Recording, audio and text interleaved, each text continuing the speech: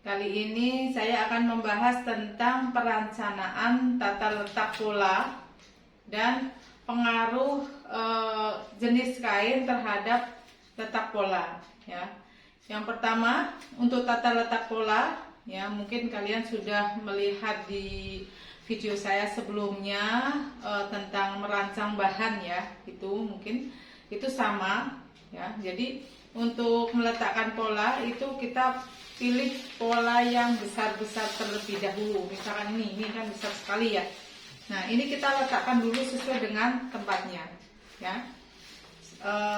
Sesuai dengan tanda polanya. Setelah yang pola besar-besar, kita ini pola yang sedang ya, yang sedang ya.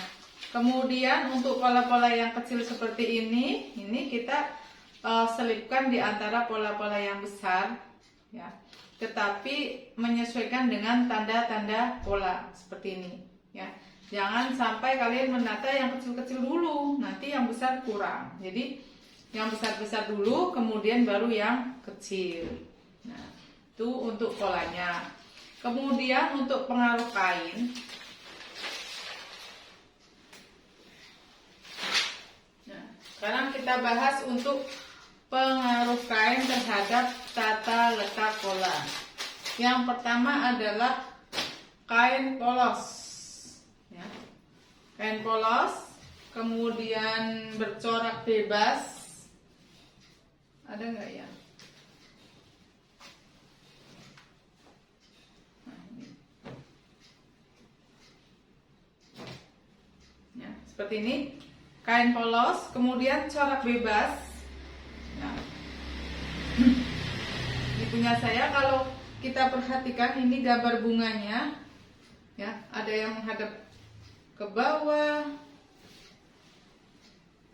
ada yang menghadap ke atas ya. Jadi coraknya ini bebas ya, ada yang ke samping, ke kanan, ke kiri, ke bawah, ke atas ya. Jadi ini adalah corak bahan yang bebas. Kemudian tidak mengkilap ya, ada 3 tadi. 1 bebas, corak bebas, kemudian yang kedua polos, kemudian yang ketiga adalah tidak mengkilap. Nah, untuk peletakan polanya itu boleh 2 arah ya.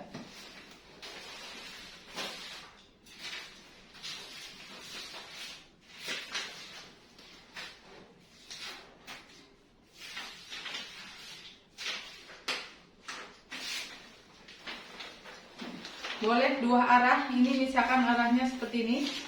Ketika kita meletakkan pola seperti ini.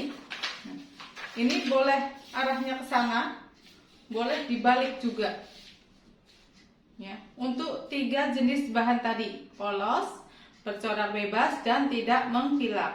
Ya, jadi ini bebas, polanya bisa dibolak-balik ya, karena yang penting jangan melebar ya, yang lain memanjang ininya melebar, jangan. Kalau misalnya melebar berarti melebar semua ya, itu. Karena kalau untuk memanjang atau melebar itu pengaruhnya di enak dan tidak enaknya pakaian itu ketika dipakai ya, itu. Kemudian yang kedua adalah kain yang bertekstur ya. Jadi permukaannya ini ada teksturnya seperti bludru mungkin ya, kemudian corduroy. Nah, ini untuk yang ada timbul-timbulnya ya. Kemudian bahan yang mengkilap, ini saya tidak ada ya. Jadi permukaannya ini mengkilap ya. Ini untuk peletakan polanya itu tidak boleh bolak-balik seperti ini, tidak boleh ya, harus searah semua. Misalkan menghadap ke sana semua, misalkan ke sini semua. Karena apa? Ketika pola ini bolak-balik diletakkan pada kain yang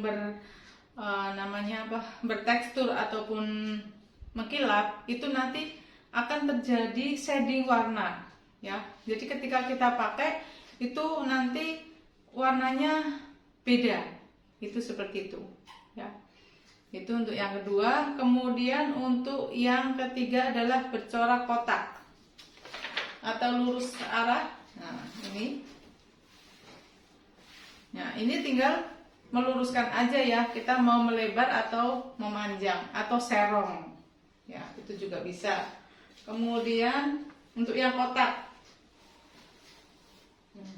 ini,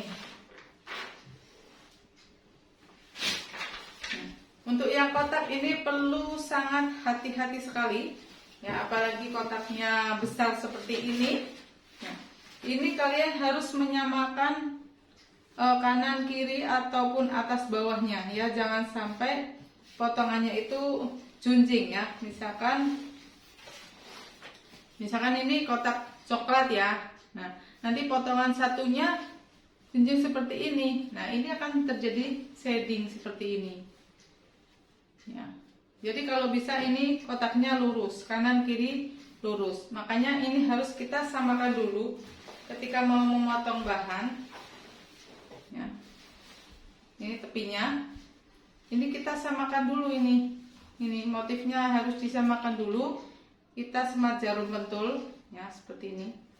Nah, ini jadi antara depan dan belakang itu sama ya. Kalau kita berarti menggunakan jarum pentul. Kalau mungkin di pabrik itu ada pin ya, atau proses spinning apa ya, bukan. Kalau di pabrik itu menggunakan paku itu, tapi khusus ya. Nah jadi ini untuk ujungnya ini tidak harus sama ya, tetapi coraknya yang disamakan agar nanti potongannya atas bawah itu samping kanan kiri juga kalau bisa itu nyambung ya. Itu ini untuk yang bercorak kotak atau lurus. Kemudian untuk yang mempunyai corak tidak sama, nah, seperti ini. Misalkan ini kain batik, ini ada tumpalnya ya, nah, seperti ini. Nah ini kan coraknya tidak sama, tinggal ini tumpal mau kita pakai di bagian apa ini bagian bawah ataupun lurus ke atas. Nah itu perlu kita pikirkan juga. Atau kain yang mempunyai coret searah atau motif searah seperti ini nah, misalkan ini ya.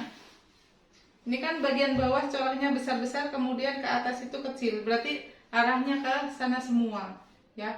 Jangan sampai ini Hello Kitty-nya miring ya, seperti ini kan nanti lucu jadinya ya. Jadi harus menyesuaikan dengan arah motif juga gitu.